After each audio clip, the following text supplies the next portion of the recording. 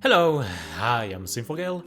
Today we're checking out the Lance is Extreme Battle on the Take On Battles with Trainers from Different Regions event. This stage is tricky because it has a complex mix of passives that will stonewall you if you don't have a prior knowledge of how they work. And as per usual, the NA does nothing to address this. Your best clue are the stage tooltips, which are vague at best. Your first obstacle is Acute Senses 8. This is a defensive passive that filters the power of any source of damage by 80%, unless the target is afflicted by a status change. Status changes are very broad in their definition. Basically, anything that adds an icon below the enemy's health bar that is not a status condition counts as a status change. Things like interferences, flinch, confusion, and trap shoot down acute senses. Then there is the advanced status changes, like restrain, type rebuffs, Torton's telekinesis, even the resilience icon shoots down acute senses. For the purposes of this fight, Lance's teammates don't have acute senses, so you only have to focus on Altaria. But even then, it was given a plethora of immunities, specifically to prevent you from using resilience in order to bypass acute senses. More specifically, Lance is immune to flinching and he has a high confusion resistance, so your best bets are trap, restrain, and type rebuffs. Now, acute senses is the one gimmick. You also have to deal with a clear power-up. Essentially, the absence of weather makes Lance stronger. Speaking of, Lance, true to his mastery, only uses Dragon-type attacks thanks to Dragon Shift, so Dragon Guard is a serviceable lock skill during this encounter. When team building for this fight, I suggest focusing on acute senses. Without Champion Kalem, you have to go off-region to cover for clear power-up, and you can gather a robust defensive backbone to circumvent that anyway. Initially, Lance smacks your party with special moves, but as the fight goes on, he starts adding physical moves into the mix, and his sync move is also physical, so buffing both of your defensive stats is of utmost importance to make it out alive. Lastly, but not any less important, Lance's team also has Sentry Entry times 2, which halves the power of physical attacks. Special strikers are definitely preferred, because Lance has a massive HP pool we have to work through. This stage boosts Kalos sync pairs this time around, and the good news is that this region has a good number of tools to counter acute senses. Signature Serena is the best counter Kalos has to offer. She is self-sufficient, she hits the stage super effectively, and her kit is centered around Restrain, which happens to shoot down acute senses.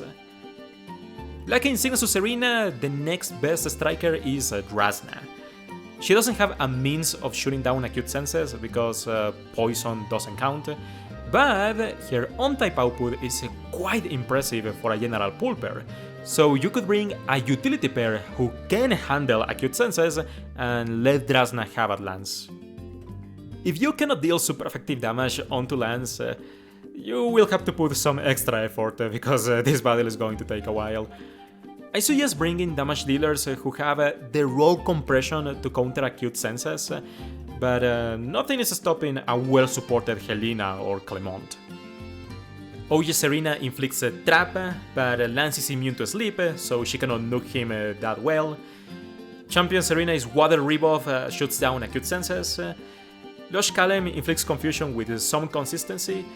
Do not use Meowstic though, I am talking about the Fennekin. Seabolt with Aggravation 1 inflicts confusion 40% of the time, and you can boost his damage with Champion Kalem's Rain if you happen to have him. As for useful techs and supports, I would recommend Viola.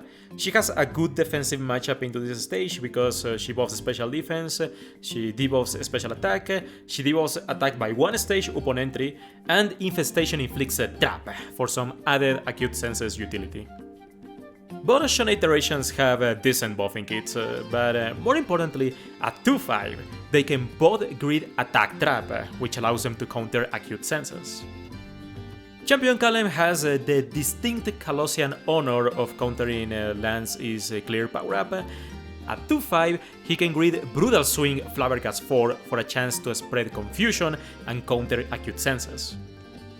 Outside of that, you should focus your attention on a solid tank with party-wide defensive buffs.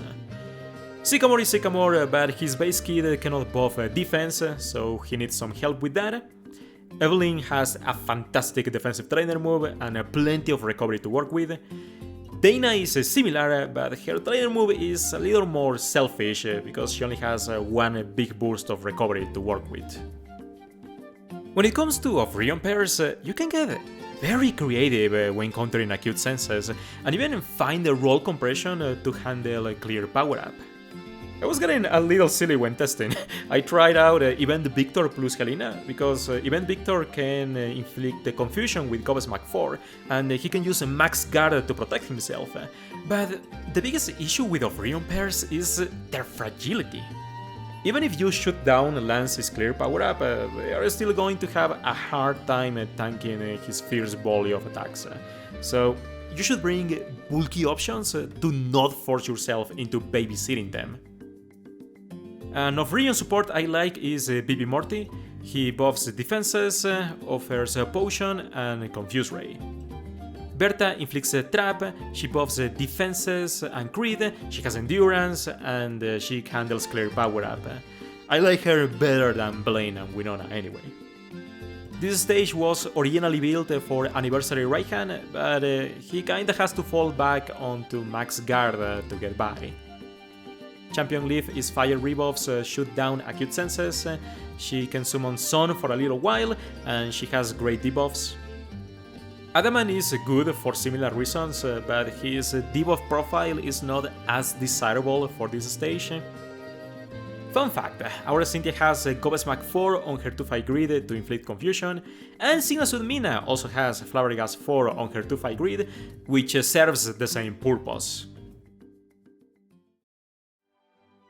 Alrighty, for this first example I am going with a technically free-to-play but untenable for new players approach. The problem here is Sycamore. Sycamore has to sync for his buffs, but I cannot pretend that the power boost is not there, so I won't. In order for Sycamore to get by comfortably, he wants defense and crit support. So any support who handles both demands works well.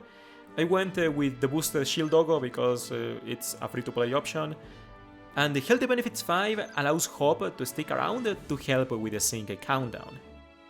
I went with Lush Kalem because he inflicts confusion to satisfy acute senses, but you can go with any other acute senses counter you feel comfortable with. Lush Kalem is greeted with some offensive multipliers, plus Super Interference 1 to improve his chances of landing confusion. Sycamore's grid is a little unconventional. I really wanted Quick Cure and Adrenaline 1. Hornleech Master Healer is a given, and with the spare energy I went for this HP plus 40 tile. It's going to matter, trust me. Hop has a standard Wise entry grid to help him tank the fierce Hyper Boys because Sycamore won't be able to buff a special defense on time. I avoided Unbending for some stat tiles, but if you want to get sneaky, you could get some use out of Emergency Huddle. I don't think there is anything too technical about this sequence.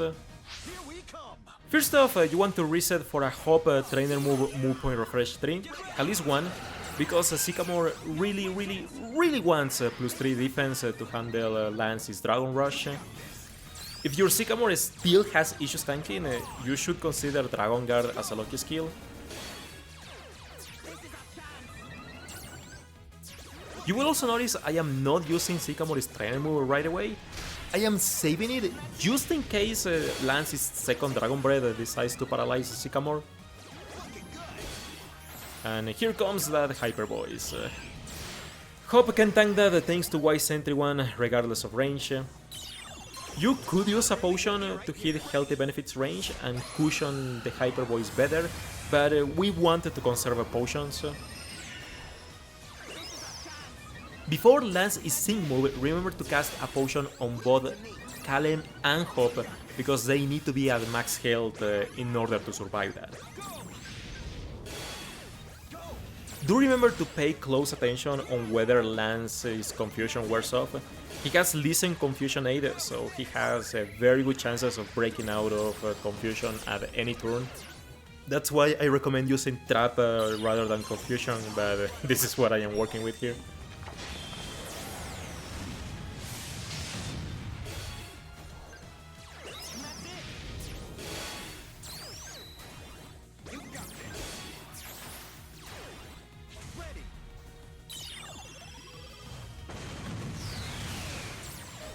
After surviving Lance's sync move, we are aiming for some denials.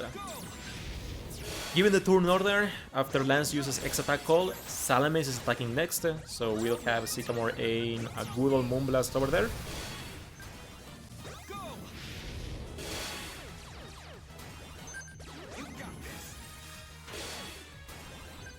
In this attempt, Kalem unfortunately didn't land a burn onto Altaria, so he's missing out on the Scorching Sync multiplier.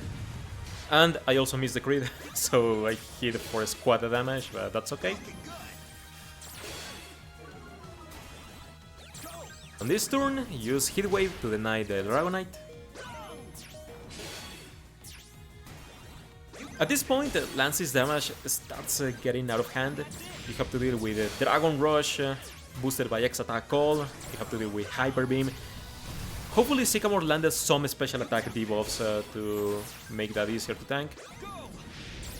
Sycamore is not going to recover as much health as you would expect because Sentry Entry ×2 is lowering Horn Leech's recovery. But even if Hop didn't proc a single potion NPR to help Sycamore survive, that's fine. Sycamore has done his job of buying turns for Kalem to finish off Lance.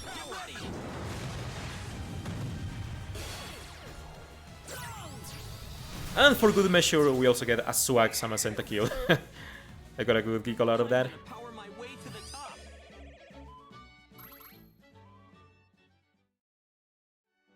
Here we have team number 2. I felt kinda bad about showing that free-to-play team that depends on legendary power boosts, which have a limited time frame. So I wanted to show something with Drasna.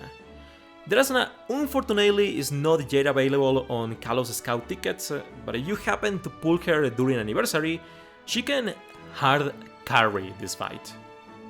You will notice my heavy Drasna investment. I just think she's needed, but I am actually using a gridless Drasna for demonstration purposes, and my sequence won't depend on the EX boost. Drasna's kid lacks a means of shooting down acute senses, so you have to bring a partner to help her handle that. In this case, I went with Viola. Infestation inflicts trap, but her Struggle Bug debuffs as well as Terrify 1 makes Lance a lot more manageable. And for the sake of demonstration, I am also going with Dana. Dana is a fantastic tank because she buffs the party's special defense, she has a Team Toughen Up 9 to buff the party's defense, and super effective up next to enhance Drasna with. I am not using grids on any of these pairs. The most specific Loki skill I have is Moogage Refresh 2 because I gave up rolling for healthy healing, but Dana would do better with that or Dragon Guard. The biggest issue with 1-5 Drasna is that her consistency is cringe. Draco Meteor is 90% accurate, Toxic is 90% accurate, she has to deal with +2 crit, but even then she eviscerates Lance. First turn you want to cast Infestation onto Altaria. The reason is that we can accumulate some nice trap recoil onto it. Altaria may have a Listen Trap 9, but this thing is bloated with so much health that even through the resistance, it winds up accumulating a significant amount of damage. Once that's done, Viola should spam a Struggle Bug to weaken Lance's special moves. Meanwhile, Drasna is aggressively hounding the Salamence because we are aiming for a denial. Couple things of note, Drasna's innate Sync multiplier is poison based, so she wants to use Toxic onto her nuke targets. Second, technically Drasna can knock out the Salamence with her nuke alone, but if your Drasna is not a 6-star EX potential, you have to crit the Salamence for that denial. At +2 crit, that's only a coin flip chance. So going for all this overkill guarantees you get the knockout regardless of investment level.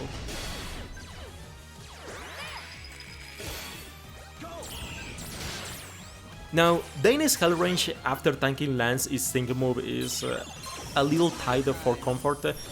My Dana is level 150, but I am not running gears nor a grid, so there is that to take into account. If you were to give Dana Healthy Healing or Dragon Guard as a lucky skill, that will guarantee she survives up to this point, which is the efficient time to use her trainer move. It grants a full health refill plus damage guard next to protect her from one of Lance's attacks. I was saving Dana's second super effective up next to use for Drasna's tiered single move. Oh, and once Viola is done debuffing Lance's special attack, you could have her spam Infestation just in case you lose track of the trap timing. Here, for example, Trap used War Off, and had I not cast Infestation, I would have blown away Drasna's nuke. Anyway, that's it for me today. Thank you for watching, take care, and I hope to see you another time.